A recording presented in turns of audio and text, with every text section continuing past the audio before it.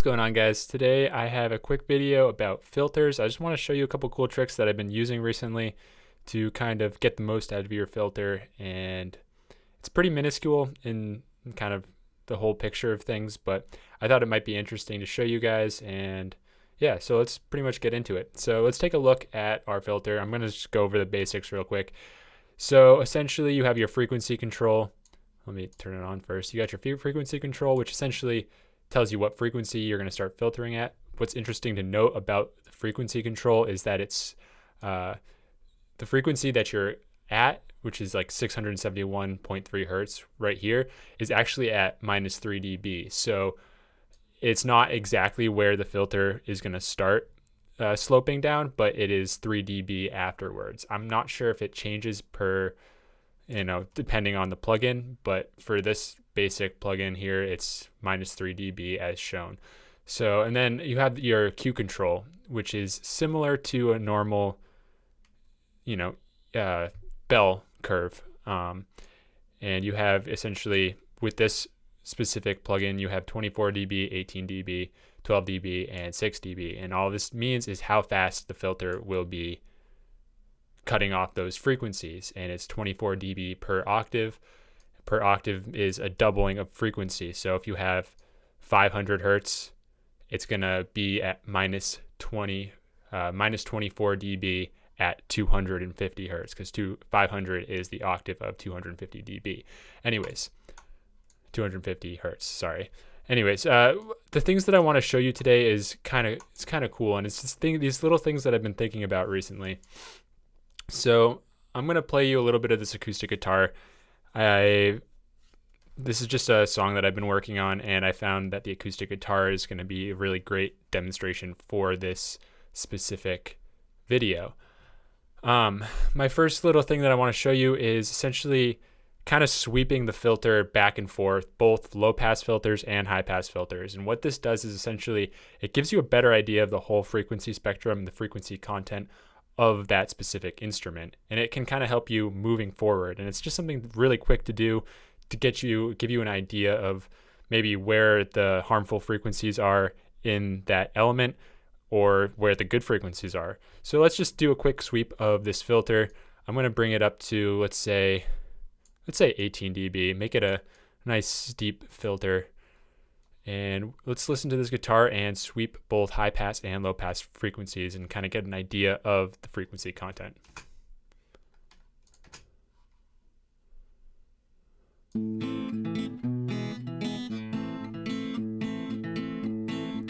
Start to hear the low end go away.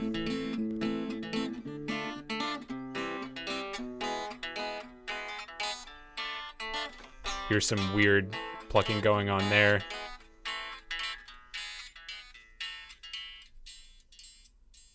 Very little frequency content going on past 8 kilohertz. Now let's do it for our low pass filter here. Move back to 18 dB.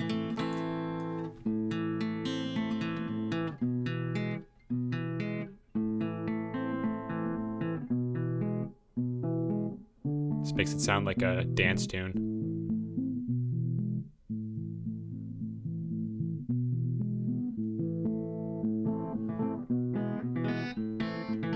Just a really quick thing that you can do to kind of get a better idea of where everything is in that element in terms of frequency, so that when you go to do your subtractive EQ, your additive EQ, you have a better idea of where everything's going to be, so it's easier to pinpoint it. Now, the cool trick that I wanted to show you today is essentially making your filter a bit more specific, because obviously you have your Q, which allows you to change your slope, and that's fine and all. You can go to 24 dB if you want a quick slope, or if you want a 18, 12, that's great. 6 dB is awesome because you can, it's less noticeable, it makes it sound a bit more natural, and you still get rid of the frequencies. But say you want it to be natural around 6 dB. So we start taking out some of this low end of the acoustic guitar that we don't need. As you can tell, it's kind of boomy. If you're wearing like headphones or have good speakers, you'll hear that there's a lot of like muddiness in the low end of this acoustic guitar. So obviously we want to get rid of that for the full mix because you don't want it to be interfering with the bass and the kick drum or any low frequency content. But we also still want it to sound like a full acoustic guitar and not just high plucky strings. So I'm gonna set it to a relatively good amount.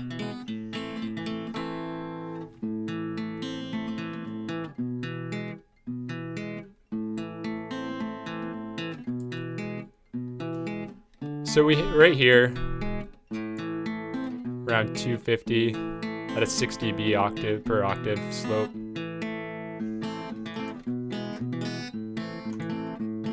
We got a lot of that boominess out of there.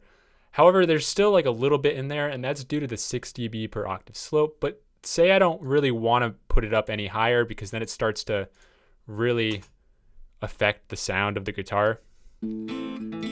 Move up the slope is what I'm talking about.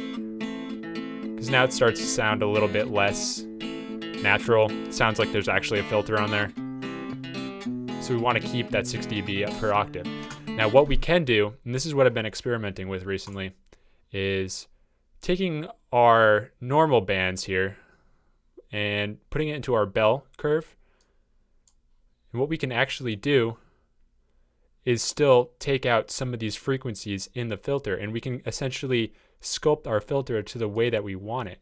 And by doing this, we can affect some frequencies more than others. And by leaving out this specific, obviously we're still filtering this out a lot, but say, here, let me try and figure out exactly where these frequencies are that we don't want real quick.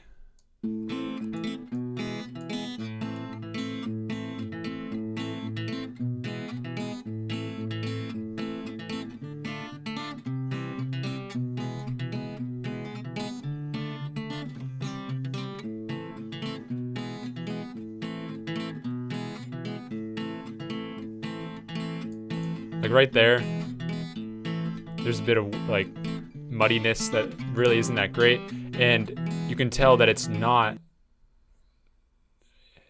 filtered out all that much if I was to take this out. It's maybe 4 or 5 dB, but it's still in there, and you can still hear it present in the instrument. So what I want to do here is take this, and I can go subtract the gain a little bit, and we have a little bit more of it taken out, but we still have all of this here that's still at the normal dB per octave, because this isn't as harmful as this specific frequency. It's one of those things that seems simple enough, but I just haven't really run into it that much. Usually when I put a filter on, I'm like, okay, that's great. I have a filter, it's good enough, keep moving. But this way you can really kind of modify your filter and really affect the specific frequencies that you want to, and have a very, very clean filter that sounds natural and gets rid of everything that it needs to. So what my recommendation would be is, instead of only having one of these EQ plugins for your subtractive EQ, is have two. Have one for your filter so that you can have a very specific filter taking out everything that you need, and then also have your normal subtractive EQ. And that just gives you a lot more control over the frequencies that you're taking out and or adding. So it's one of those things that's really quite helpful. I've found it to be, rather beneficial in my mixes, and I just wanted to share it with you guys, and hopefully you find this information interesting. And until next time, have a good day.